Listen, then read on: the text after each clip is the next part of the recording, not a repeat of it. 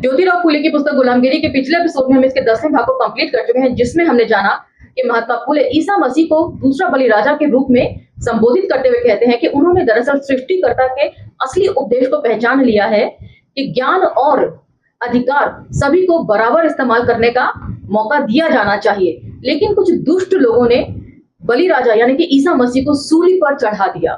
फिर भी उनके अनुयायियों ने उनके उपदेशों को लोगों तक पहुंचाने का काम जारी रखा। उसके बाद वह जिक्र करते हैं महात्मा बुद्ध का, कि बुद्ध की शिक्षाओं का इतना प्रभाव पड़ा कि ब्राह्मणों ने भी धर्मांतरण करते हुए बौद्ध धर्म की शिक्षा ले डाली और गौ मांस और सोमरस को निषिद्ध कर दिया, जिससे ब्राह्मणवाद जो है वो टूटने लगा। इस चीज की तकलीफ जो है वो शंकराचार्य को बहुत ज्यादा थी, तो शंकराचार्य ने ब्राह्मणवाद को दोबारा स्थापित करने के लिए तुर्कों की मदद ली और मुसलमानों की तरह तलवार की नोक पर बौद्धों का सफाया किया, उनके मठों, धर्मशालाओं और उनके पुस्तकालयों को तुड़वाया। इन सब चीजों का जिक्र वैसे हमने सावरकर के हिंदुत्व में भी किया था।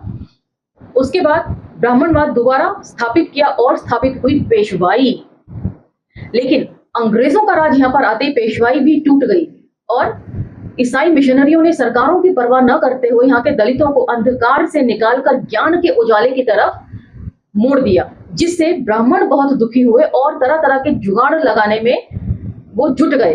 अंत में उन्होंने अपने वेदों की विद्या जो है वो शूद्रों के साथ शेयर करनी शुरू कर दी और उनको अंग्रेजों के खिलाफ खड़ा करना शुरू कर दिया।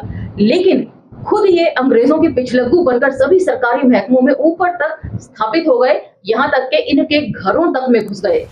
ब्राह्मण अंग्रेजों के घरों में घुस गए।